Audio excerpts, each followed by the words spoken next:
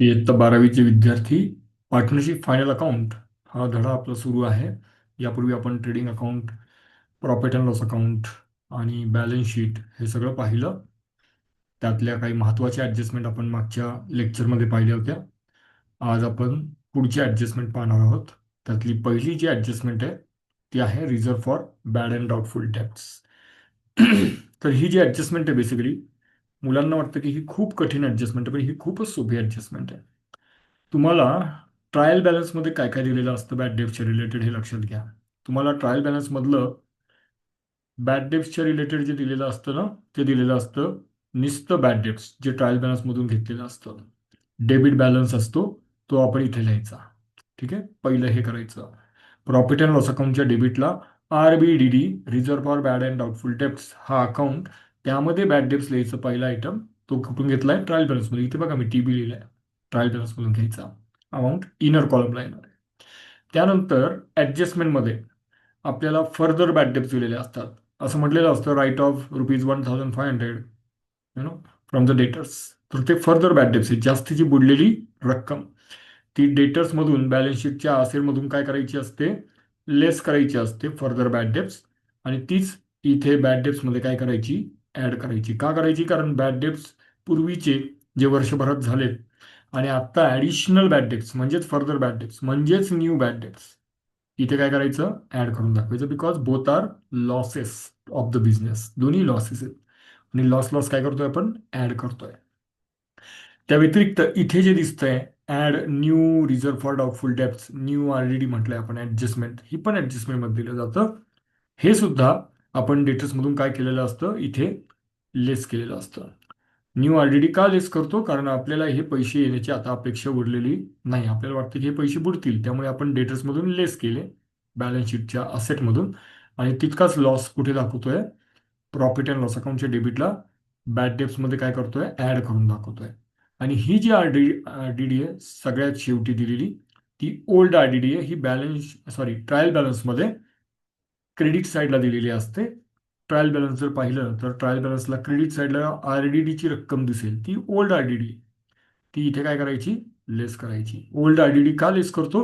कारण आता ती RDD आपल्याला आवश्यक नाही. आपण आता त्या जागी काय केलेली आहे?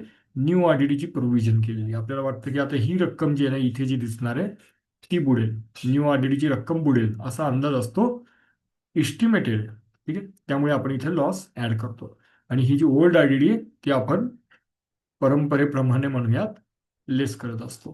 त्यामुळे जेव्हा प्रॉफिट अँड लॉस अकाउंट आपण व्यवस्थित व्हिज्युअलाइज करू, त्याच्या डेबिटला जी ऍडजस्टमेंट दिसते त्याचं फॉर्मॅट हवं तर पाठ करून टाका ज्यांना शक्य नाही. की सुरुवातीला प्रॉफिट अँड लॉस अकाउंटच्या डेबिटला लिहायचा RBDD, टू RBDD. पहिला आयटम लिहायचा बॅड डेब्ट्स, तो ट्रायल बॅलन्समधून घेतला. दुसरा लिहायचा ऍड फर्दर बॅड डेब्ट्स, तो ऍडजस्टमेंटमधून घ्यायचा. तिसरा लिहायचा ऍड न्यू RDD, तो सुद्धा ऍडजस्टमेंटमधून घ्यायचा.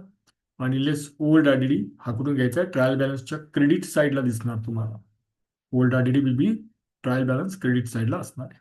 हे ॲडलिस्टचं असं सत्र व्यवस्थित पूर्ण केलं की इथे आउटर कॉलमला काय दिसणार आहे? एक रक्कम दिसणार आहे. हे जे डॉट दिसते तुम्हाला इथे आउटर कॉलमला एक रक्कम दिसेल, ती असेल आपली रिझर्व्ह फॉर बॅड आणि डाऊटफुल डेप्ट, संशयित बुडीत रक्कम किंवा कर्ज.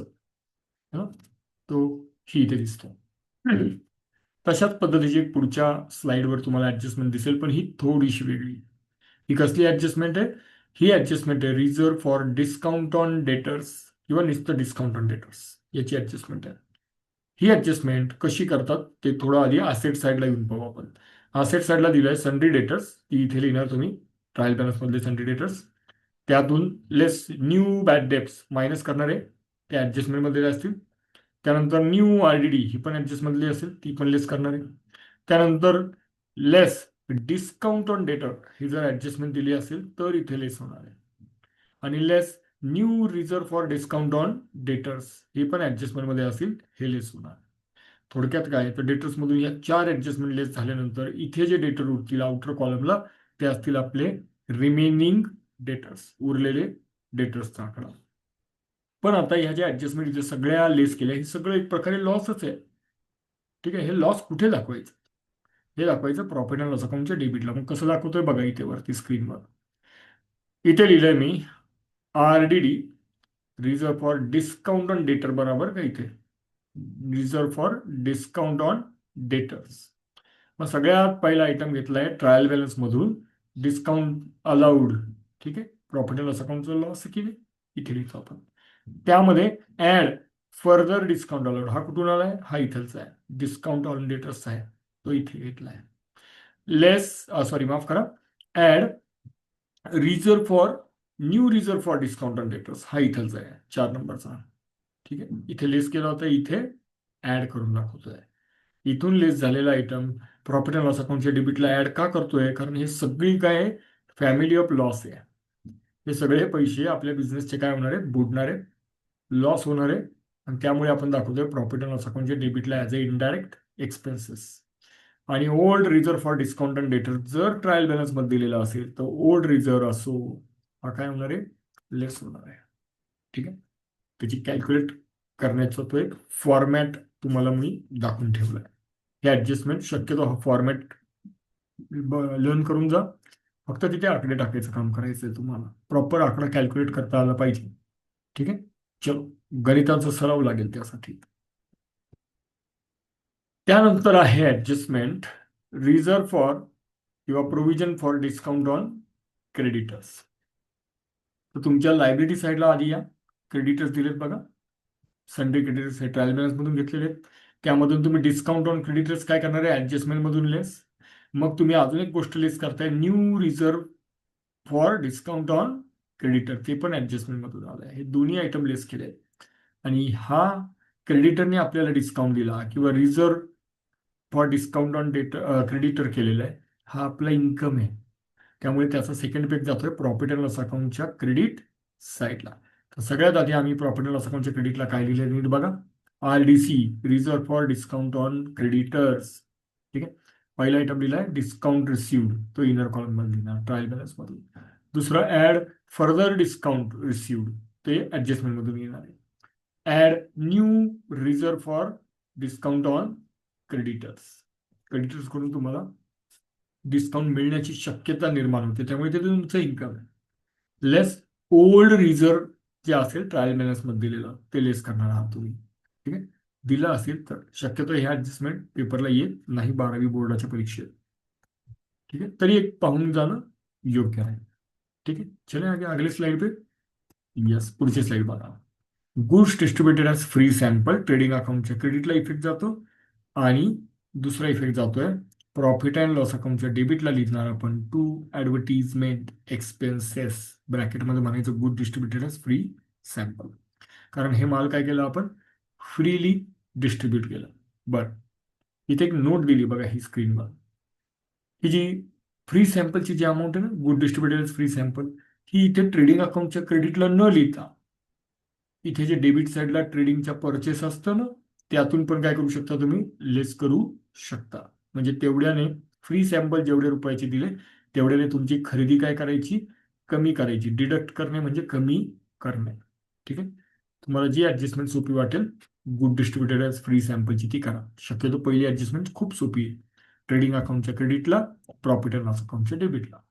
ठीक आहे, ट्रेडिंग अकाउंटच्या क्रेडिटला काय लिहिणार तुम्ही, by good distributed as free sample.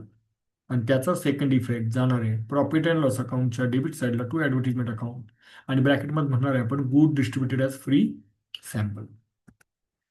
पुढची ऍडजस्टमेंट पहा. पुढची ऍडजस्टमेंट आहे गुड्स लॉस बाय थेफ्ट. तुमचं माल चोरी झालंय किंवा आग लागली आहे, मी दोन्ही ऍडजस्टमेंट काय केल्यात, कंबाईन केल्या, लॉस बाय थेफ्ट और लॉस बाय फायर. 3 ठिकाणी याचा परिणाम होणार. का बरं, कारण इथे वरती मी म्हटलंय गुड्स आर इन्शुअर्ड. गुड्स काय आहे, विमा काढलेले गुड्स आहे. विमा काढल्यामुळे इन्शुरन्स कंपनी तुमचा दावा दाखल करून घेणार, आणि इन्शुरन्स कंपनी म्हणणार की ओके, आमच्या म्हणण्यानुसार इतकं पेमेंट तुम्हाला देणं आम्ही लागतो, तुम्ही घेणं लागता बिझनेस मॅनवाले. ठीक आहे, याची इफेक्ट कशी होतात ते पहा. जेव्हा तुमचं तुम्ही म्हणताय 10,000चं मालाचं नुकसान झालं, तुम्ही काय करणार आहे, ट्रेडिंग अकाउंटच्या क्रेडिट साईडला लिहिणार आहे by goods loss by fire और थेफ्ट, पूर्ण रकमेने लिहिणार आहे 10,000 रुपये आउटर कॉलमला, 10,000. पण इन्शुरन्स कंपनी म्हणते की नाही, आमच्या म्हणण्याप्रमाणे लॉस किती आहे, फक्त 8,000 आहे. मग इन्शुरन्स कंपनी किती द्यायला तयार आहे, 8,000. मग ते कुठे लिहिणार, बॅलन्स शीटच्या असेट साईडला येणी, जे येणं पैसे आपल्याला तिथे लिहिणार. इथे टू झालंय चुकून, इथे टू नका लिहू. इथे काय लिहिणार, इन्शुरन्स क्लेम रिसिवेबल असं लिहिणार आहे. ठीक आहे, मी थोडं खोडून देतो लगेचच, चूक खूप वेळ ठेवू नये माणसांनी. ठीक आहे, इन्शुरन्स क्लेम रिसिवेबल असेट साईडला दिसेल. ही अमाऊंट कोणाकडून येणार, इन्शुरन्स कंपनीकडून येणार. इथे किती रुपये दाखवणार, 8,000 रुपये, कारण इन्शुरन्स कंपनी तितकेच देत आहे. मग 10,000 मी म्हणतोय नुकसान झालं, इन्शुरन्स कंपनी म्हणते नाही नाही आम्ही 8,000 रुपये देणार. ऍक्च्युअल लॉस किती झाला माझा, ऍक्च्युअल लॉस झालाय 2,000 रुपये, कारण ते आपल्याला काही मिळणार नाहीये. त्याची भरपाई इन्शुरन्स कंपनी देणार आहे का नाही. मग आपण इथे लिहिणार प्रॉफिट अँड लॉस अकाउंटच्या डेबिटला to loss by fire or theft ही नेट अमाऊंट असणार आहे. 10,000 minus 8,000 is equal to outer कॉलमला डायरेक्टली 2,000. किती इफेक्ट झाले या ऍडजस्टमेंटचे, 3 इफेक्ट झालेले आहेत. ठीक आहे, दिस इज व्हेरी इझी ऍडजस्टमेंट, ही येते पेपरला. त्यानंतर गुड्स लॉस बाय थेफ्ट और लॉस बाय फायर आणि इन्शुरन्स काढलेलं नाही. जेव्हा इन्शुरन्स काढलेलं नाही तेव्हा कोणीही तुम्हाला पैसे द्यायला येणार नाही. त्यामुळे इथे ट्रेडिंग अकाउंटच्या क्रेडिटला तुम्ही लिहिणार by goods loss by fire full value, पूर्ण रकमेने. इथे अख्खीची अख्खी 10,000 रुपये किंमत लिहिली जाईल. आणि तितकाच लॉस झाला, इन्शुरन्स कंपनीने इन्शुरन्स क्लेम आपण काढलाच नाही तर देण्याचं काही कारण नाही. त्यामुळे पूर्ण लॉस झालाय. त्यामुळे गुड्स लॉस बाय फायर और थेफ्ट कुठे लिहिणार, दुसरा इफेक्ट प्रॉफिट अँड लॉस अकाउंटच्या डेबिटला, कारण तो इनडायरेक्ट लॉस आहे. पूर्ण 10,000 रुपये रक्कम इथे लिहिणार आहे. आता कोणी इन्शुरन्स कंपनी देणार आहे का क्लेम, नाही देणार. ठीक आहे, सो इन्शुरन्स असेल तर काय इफेक्ट आणि इन्शुरन्स नसेल तर काय इफेक्ट होतात हे जाणून घ्या. पुढचं दिलंय ड्रॉइंग्स, म्हणजे goods withdrawn by the partner or the proprietor for the personal use. खाजगी कामासाठी तुम्ही बिझनेसमधून जर माल काढला असेल बिझनेसमॅननी, तर ते कुठे दिसणार. त्याचा पहिला इफेक्ट दिसतो ट्रेडिंग अकाउंटच्या क्रेडिट साईडला, by goods withdrawn for personal use किंवा बाय पार्टनर्स कॅपिटल म्हणा. जर इयत्ता 12वीचं वर्ष असेल तर पार्टनर्स कॅपिटल लिहिणार आपण, बाय पार्टनर्स कॅपिटल. आणि कॅपिटल अकाउंटचे कुठे दिसणार, कॅपिटल अकाउंट जर ओपन केलं असेल तर ड्रॉइंग्स कुठे दिसणार आहे, पार्टनर्स कॅपिटल अकाउंटच्या डेबिट साईडला लिहिलं जाईल टू ड्रॉइंग्स. ड्रॉइंग्समुळे जेव्हा पार्टनर्स कॅपिटल अकाउंटला डेबिट देतोय, भांडवलाची रक्कम काय होणार आहे, कमी होणार आहे. ठीक आहे, गेटिंग माय पॉईंट. कारण तुम्ही खाजगी कामासाठी काय केलंय, भांडवलातलं काहीतरी मालाची रक्कम जी आहे, माफ करा ऍक्च्युली बिझनेस मधले काही माल जे आहे ते काय केलंय, विड्रॉ केलंय पर्सनल यूजसाठी, खाजगी कामासाठी, विकलं नाहीये. त्यामुळे भांडवल कमी होतं. एकीकडे असेट कमी होणार, ऍट द सेम टाइम तुम्ही बॅलन्स शीट लायबिलिटी मधलं काय कमी करणार आहे, कॅपिटल. ठीक आहे, ड्रॉइंग जे आहे त्यामुळे आपलं कॅपिटल बॅलन्स काय होतं, कमी होतं.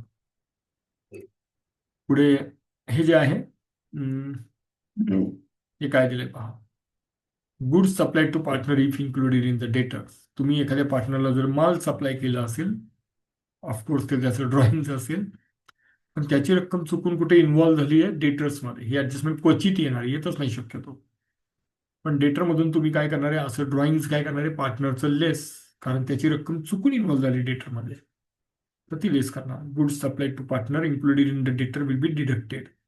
आणि त्याचा इफेक्ट कुठे दाखवणार आहे, पार्टनर्स कॅपिटल किंवा करंट अकाउंटच्या डेबिट साईडला दाखवणार आहे टू ड्रॉइंग्स. आणि ब्रॅकेटमध्ये किंवा आउटर कॉलममध्ये काय लिहिलंय, goods supply to partner included in the डेटर.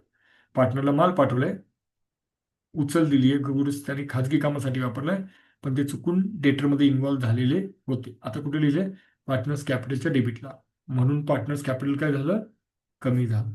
Drawings reduces amount of capital, आत्ताच बोललो होतो आपण या विषयावर. पुढे कधी कधी असं होतं की मी उधारीवर माल विकलाय पण त्याची एंट्री झालेली नाही. उधारीवर माल विकलाय पण त्याची एंट्री झालेली नाही, त्याला म्हणतो आपण अनरेकॉर्डेड सेल. त्याचा इफेक्ट असा होतो, सेल्समध्ये ऍड करायचं आणि डेटर्समध्ये सुद्धा काय करायचं, अनरेकॉर्डेड सेल्स तितकीच रक्कम ऍड करायची, दॅट्स ऑल. ठीक आहे, सेल्स में ऍड, डेटर्स में ऍड. सेल्समध्ये कुठे ऍड, ट्रेडिंग अकाउंटच्या क्रेडिटला, आणि डेटर्समध्ये ऍड म्हणजे बॅलन्स शीटच्या डेटर्समध्ये ऍड, अनरेकॉर्डेड सेल. सेम ऍडजस्टमेंट त्याच टाईपची पुढच्या स्लाइडवर बघा, अनरेकॉर्डेड परचेस, परचेसमध्ये ऍड, लायबिलिटीमध्ये क्रेडिटर्समध्ये ऍड, कारण हे अनरेकॉर्डेड खरेदी आहे. उधारीवरची खरेदी जी रेकॉर्ड नाही झाली, मग करा रेकॉर्ड. रेकॉर्ड करायचं असेल खरेदीमध्ये नवीन खरेदी तर ऍड करावं लागेल. आणि तेवढ्याच रकमेने क्रेडिटर सुद्धा वाढतील, कारण उधारीवरची खरेदी आहे, लायबिलिटी वाढेल. त्यामुळे आपण काय करतोय, सन्ड्री क्रेडिटर्समध्ये अनरेकॉर्डेड परचेसेस काय करतोय, ऍड करतोय. अनरेकॉर्डेड परचेसेस परचेसमध्ये add, trading account debit side. आणि अनरेकॉर्डेड परचेस क्रेडिटरमध्ये सुद्धा add, balance sheet liability side. इतक्या ऍडजस्टमेंट आपण घेऊन थांबूयात. पुढे अजून काही खूप ऍडजस्टमेंट आहेत, त्या पुढच्या सत्रामध्ये डिस्कस करू. सध्या अनरेकॉर्डेड परचेस पर्यंत आपण ऍडजस्टमेंट रिवाईज कराव्या.